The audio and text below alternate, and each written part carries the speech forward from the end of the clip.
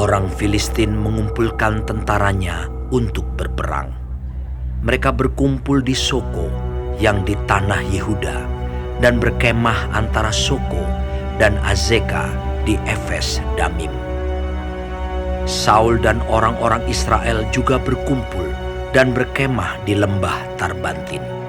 Mereka mengatur barisan perangnya berhadapan dengan orang Filistin. Orang Filistin berdiri di bukit sebelah sini, dan orang Israel berdiri di bukit sebelah sana, dan lembah ada di antara mereka. Lalu tampillah keluar seorang pendekar dari tentara orang Filistin. Namanya Goliat dari Gad. Tingginya 6 hasta sejengkal. Ketopong tembaga ada di kepalanya, dan ia memakai baju zirah yang bersisik. Berat baju zirah ini 5.000 shikal tembaga. Dia memakai penutup kaki dari tembaga, dan di bahunya ia memanggul lembing tembaga. Gagang tombaknya seperti pesa tukang gedung, dan mata tombaknya itu 600 shikal besi beratnya, dan seorang pembawa perisai berjalan di depannya. Ia berdiri dan berseru kepada barisan Israel. Katanya kepada mereka,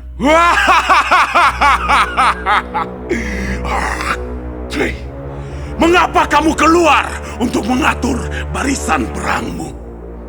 Bukankah aku seorang Filistin dan kamu adalah hamba Saul? Pilihlah bagimu seorang dan biarlah ia turun mendapatkan daku. Jika ia dapat berperang melawan aku dan mengalahkan aku, maka kami akan menjadi hambamu. Tetapi jika aku dapat mengungguli dia dan mengalahkannya, maka kamu akan menjadi hamba kami dan takluk kepada kami." Pula kata orang Filistin itu, "Aku menantang hari ini barisan Israel. Berikanlah kepadaku seorang, supaya kami berperang seorang lawan seorang." Ketika Saul dan segenap orang Israel mendengar perkataan orang Filistin itu, maka cemaslah hati mereka dan sangat ketakutan. Daud adalah anak seorang dari Efrata, dari Betlehem Yehuda, yang bernama Isai. Isai mempunyai 8 anak laki-laki. Pada zaman Saul, orang itu telah tua dan lanjut usianya. Ketiga anak Isai yang besar-besar telah pergi berperang mengikuti Saul. Nama ketiga anaknya yang pergi berperang itu ialah Eliab, anak sulung. Anak yang kedua ialah Abinadab, dan anak yang ketiga adalah Syama. Daudlah yang bungsu.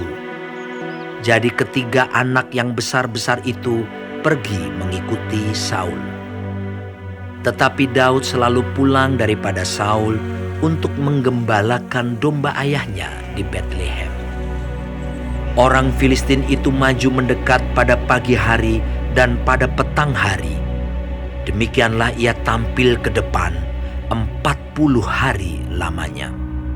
Isai berkata kepada Daud anaknya, "Ambillah untuk kakak-kakakmu bertih gandum ini seeva dan roti yang 10 ini.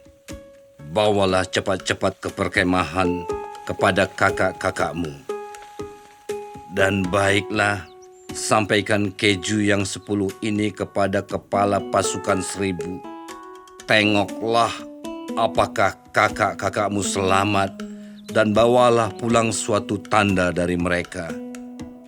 Saul dan mereka itu dan semua orang Israel ada di lembah Tarbantin, tengah berperang melawan orang Filistin. Lalu Daud bangun pagi-pagi, ditinggalkannyalah kambing dombanya pada seorang penjaga, lalu mengangkat muatan dan pergi, seperti yang diperintahkan Isai kepadanya. Sampailah ia ke perkemahan. Ketika tentara keluar untuk mengatur barisannya dan mengangkat sorak perang, orang Israel dan orang Filistin itu mengatur barisannya. Barisan berhadapan dengan barisan. Lalu Daud menurunkan barang-barangnya dan meninggalkannya di tangan penjaga barang-barang tentara. Berlari-larilah Daud ke tempat barisan. Sesampai di sana, bertanyalah ia kepada kakak-kakaknya, apakah mereka selamat. Sedang ia berbicara dengan mereka, tampillah maju pendekar itu. Namanya Goliat, orang Filistin dari Gad, dari barisan orang Filistin. Ia mengucapkan kata-kata yang tadi juga, dan Daud mendengarnya. Ketika semua orang Israel melihat orang itu, larilah mereka daripadanya dengan sangat ketakutan. Berkatalah orang-orang Israel itu, "Sudahkah kamu lihat orang yang maju itu? Sesungguhnya ia maju untuk mencemoohkan orang Israel. Orang yang mengalahkan dia akan dianugerahi raja kekayaan yang besar. Raja akan memberikan anaknya yang perempuan kepadanya, dan kaum keluarganya akan dibebaskannya dari pajak di Israel." Lalu berkatalah Daud kepada orang-orang yang berdiri di dekatnya, Apakah yang akan dilakukan kepada orang yang mengalahkan orang Filistin itu dan yang menghindarkan cemooh dari Israel? Siapakah orang Filistin yang tak bersunat ini, sampai ia berani mencemoohkan barisan daripada Allah yang hidup? Rakyat itu pun menjawabnya dengan perkataan tadi. Begitulah akan dilakukan kepada orang yang mengalahkan dia. Ketika Eliab, kakaknya yang tertua, mendengar perkataan Daud kepada orang-orang itu, bangkitlah amarah Eliab kepada Daud sambil berkata, "Mengapa engkau datang? Dan pada siapakah kau tinggalkan kambing domba yang 2-3 ekor itu di padang gurun? Aku kenal sifat pemberanimu dan kejahatan hatimu. Engkau datang kemari dengan maksud melihat pertempuran." Tetapi jawab Daud, Apa yang telah kuperbuat? Hanya bertanya saja. lalu berpalinglah ia daripadanya kepada orang lain dan menanyakan yang sama. Dan rakyat memberi jawab kepadanya seperti tadi. Terdengarlah kepada orang perkataan yang diucapkan oleh Daud. Lalu diberitahukanlah kepada Saul, dan Saul menyuruh memanggil dia. Berkatalah Daud kepada Saul, Janganlah seseorang menjadi tawar hati karena dia. Hambamu ini akan pergi melawan orang Filistin itu. tetapi Saul berkata kepada Daud, Tidak mungkin engkau dapat menghadapi orang Filistin itu untuk melawan dia, sebab engkau masih muda, sedang dia sejak dari masa mudanya telah menjadi prajurit. Tetapi Daud berkata kepada Saul, Hambamu ini biasa menggembalakan kambing domba ayahnya. Apabila datang singa atau beruang yang menerkam seekor domba dari kawanannya, maka aku mengejarnya, menghajarnya, dan melepaskan domba itu dari mulutnya.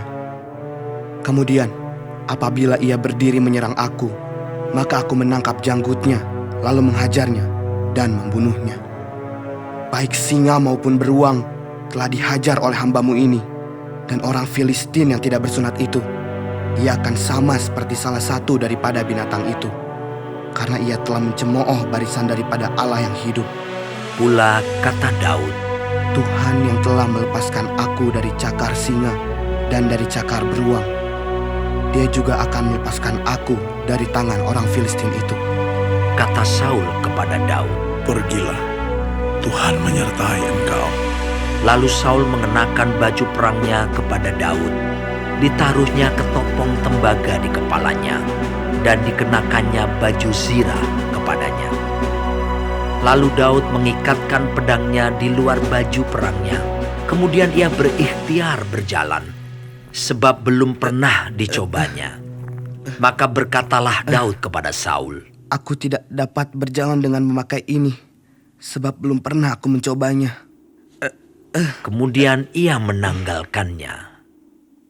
Lalu Daud mengambil tongkatnya di tangannya dipilihnya dari dasar sungai 5 batu yang licin dan ditaruhnya dalam kantung gembala yang dibawanya, yakni tempat batu-batu, sedang umbannya dipegangnya di tangannya. Demikianlah ia mendekati orang Filistin itu.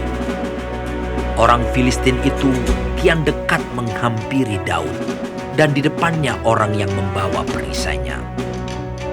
Ketika orang Filistin itu menunjukkan pandangnya ke arah Daud, serta melihat dia, dihinanya Daud itu karena ia masih muda, kemerah-merahan dan elok parasnya. Orang Filistin itu berkata kepada Daud, Anjingkah aku? Maka engkau mendatangi aku dengan tongkat. lalu demi para allahnya, orang Filistin itu mengutuki Daud. Pula orang Filistin itu berkata kepada Daud, Hadapilah aku, maka aku akan memberikan daging kepada burung-burung di udara dan kepada binatang-binatang di padang. tetapi Daud berkata kepada orang Filistin itu, Engkau mendatangi aku dengan pedang dan tombak dan lembing, tetapi aku mendatangi engkau dengan nama Tuhan semesta alam, Allah segala barisan Israel yang kau tantang itu.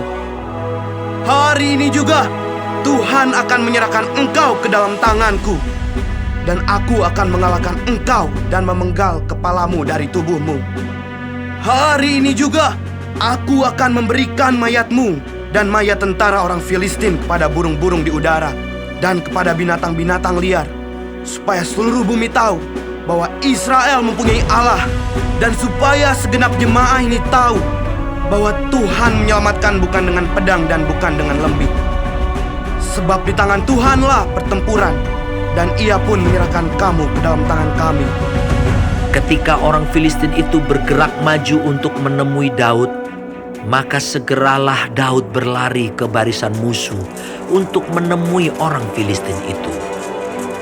Lalu Daud memasukkan tangannya ke dalam kantungnya, diambilnyalah sebuah batu dari dalamnya, diumbannya, maka kenalah dahi orang Filistin itu, sehingga batu itu terbenam ke dalam dahinya, dan terjerumuslah ia dengan mukanya ke tanah.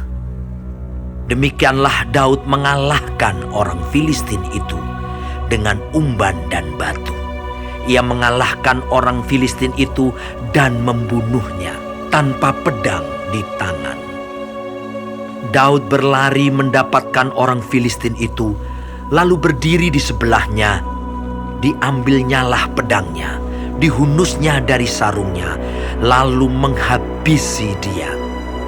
Dipancungnyalah kepalanya dengan pedang itu.